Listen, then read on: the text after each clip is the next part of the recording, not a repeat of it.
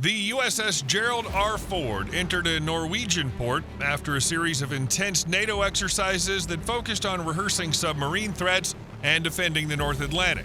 This event is no longer just routine, but now a clear reminder that threats are flaring up in various corners of the world today, both in the east, where Russia is strengthening its presence in the Arctic, and in the south, where transnational criminal networks extend from Venezuela.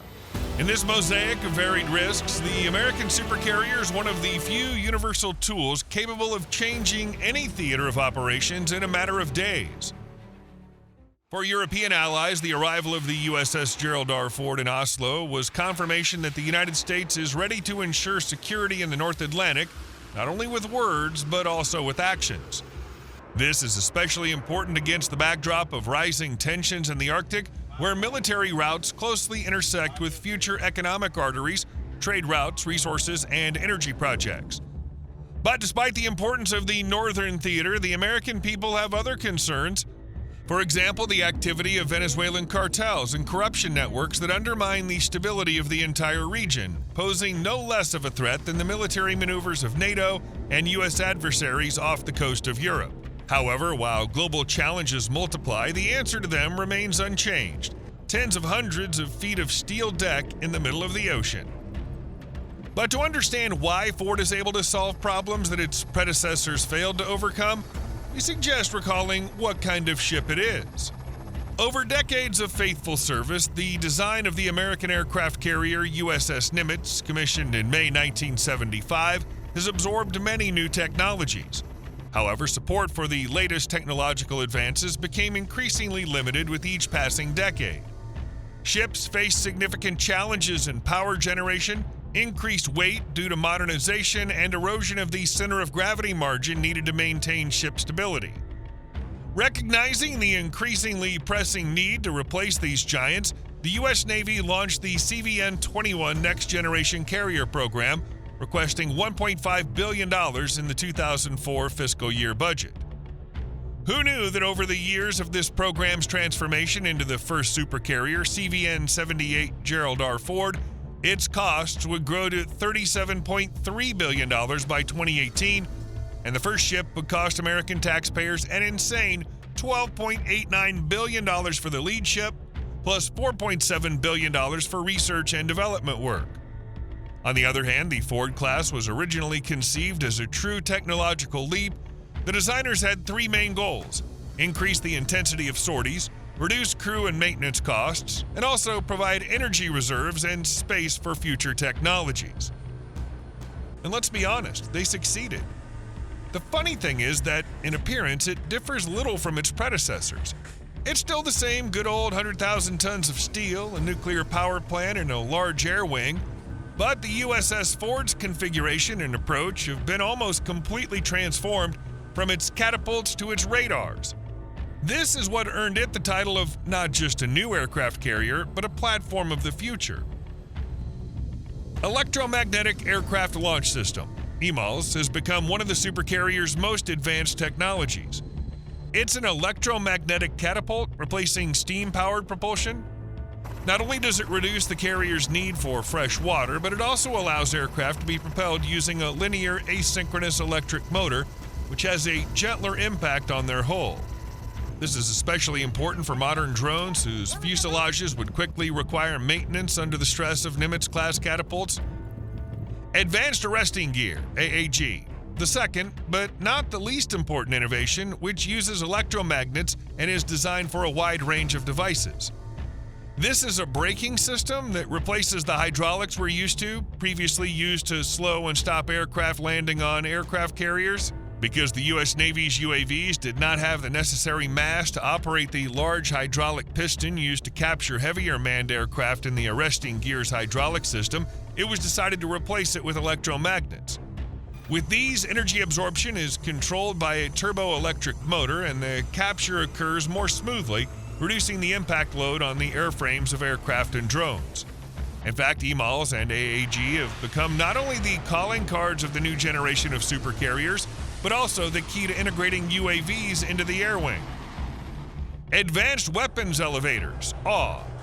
These weapons elevators, moving at 150 feet per minute and carrying up to 24,000 pounds, are designed to quickly and safely transport missiles, bombs, and other munitions from their storage locations inside the aircraft carrier to the flight deck. Instead of the traditional cable systems used on the Nimitz, linear electric motors are used here, using the same operating principles as EMALs. Movement is generated by a magnetic field without the need for bulky hydraulic or cable mechanisms. The AW was positioned so that the munitions did not have to cross aircraft movement zones, which not only reduced the problem of unnecessary movement in hangars and on the flight deck, but also allowed the air wing to be rearmed in minutes instead of hours. Considering the Gerald R. Ford was conceived not only as a floating airfield for 100 aircraft, but also as a mobile command center to coordinate the actions of an entire unit, and it required new eyes and brains. These became an integrated active electronically scanned array search and tracking radar system.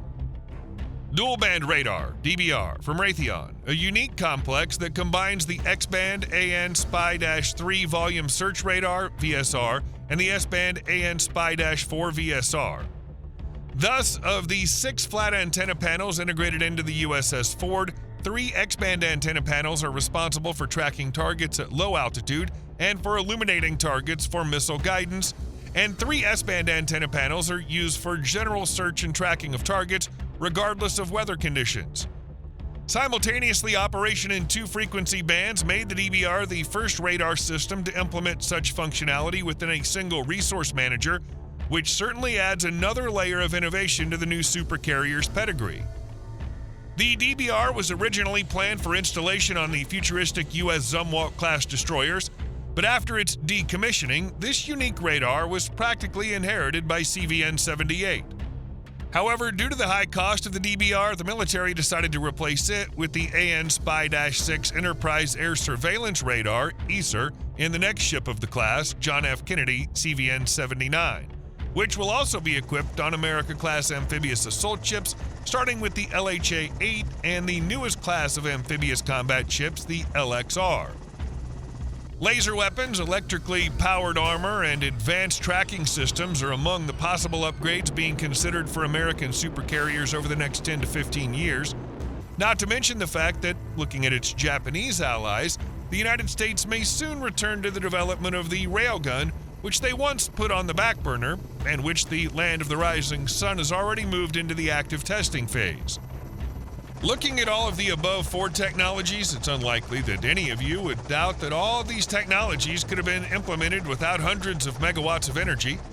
Powering the supercarrier and all future upgrades is 2 Bechtel A1B nuclear reactors, providing 25% more thermal output than the Nimitz-class A4W reactors, and approximately 3 times the available electrical generation on the ship as a whole.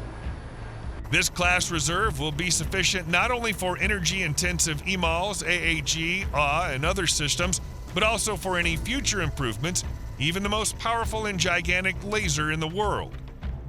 At the same time, like most other ship systems, the A1B reactors themselves are several times more compact than their A4W predecessors and require much less attention from maintenance personnel, being designed to last the entire service life of the USS Ford without the need for recharging for 50 years. 5 years after her official commissioning, CVN-78 sailed into the Atlantic Ocean to participate in Task Force Exercise, TFEX, with NATO allies and partners. She then visited Halifax Harbor in Nova Scotia, home to the Canadian Navy base of the same name.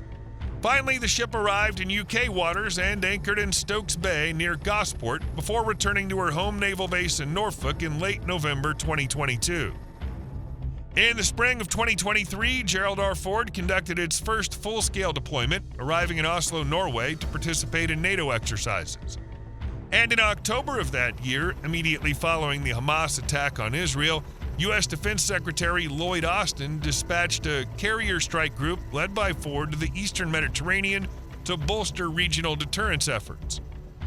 Carrier Strike Group 2, led by USS Dwight D. Eisenhower, later joined the mission to support it.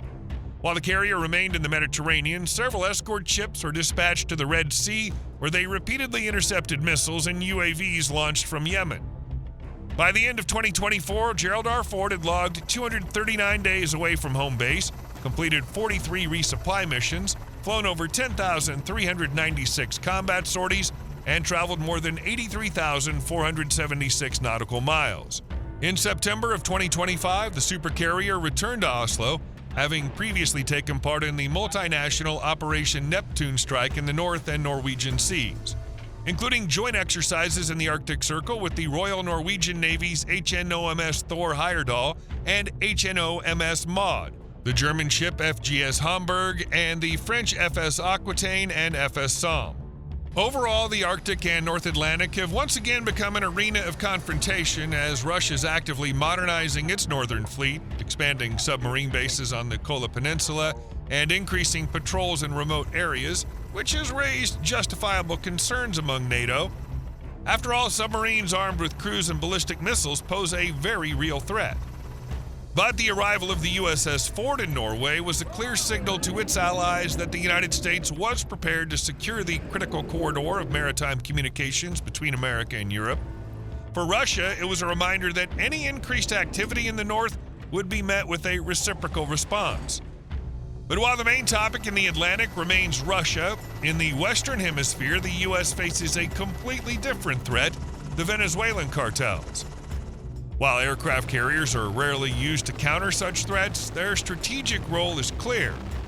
Naturally, the Pentagon doesn't expect Ford to directly participate in anti-cartel raids, but the readiness to provide a military presence in the event of political collapse in the region or armed conflict turning the enemy's balance of power is precisely what every U.S. service expects from supercarriers. Further confirmation is provided by the planned number of Ford-class aircraft carriers, which is 10 units. And while new hulls continue to rise in shipyards, we understand that even in the 21st century, aircraft carriers remain the hard currency of global security. What do you think is the main threat to the Ford-class supercarriers in the next decade, and why? Let us know in the comments below. And if you enjoyed the video, please leave a like, subscribe to the channel, and hit that notification bell for more content like today's. Thanks for watching, and we'll see you in the next one.